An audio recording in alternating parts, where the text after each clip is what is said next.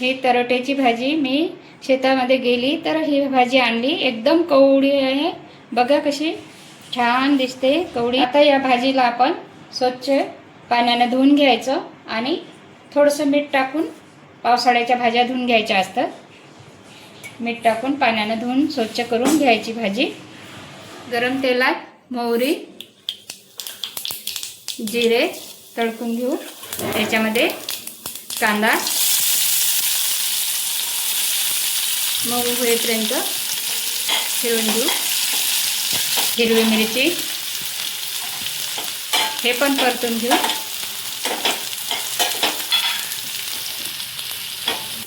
त्याच्यामध्ये लसूण ठेचून घेतलेला टाकून घेऊ, हे पण परतून घ्यायचं आहे।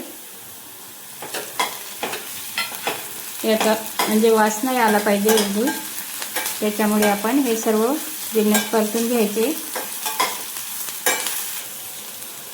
थोडंसं आपण तेल जास्त टाकलं, हे शेतातल्या भाज्या आहे ना, याच्यामध्ये थोडंसं तेल जास्तच लागते, चविष्ट लागतात भाज्या। याच्यामध्ये मीठ टाकून घेऊ, हे पण परतून घ्यायचं आहे। याच्यामध्ये स्वच्छ धुवून घेतलेली तरोट्याची भाजी हे टाकून घेत आहे, हे परतून घेते।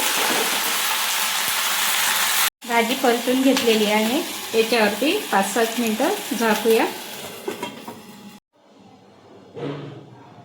भाजी परतून घेऊ,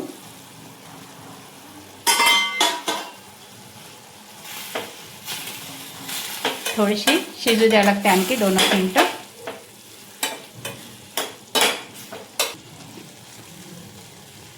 भाजी कवळी असल्यामुळे याला बघा कसं पाणी सुटलेलं आहे, हे पाणी पूर्ण आपण आटून घेऊ।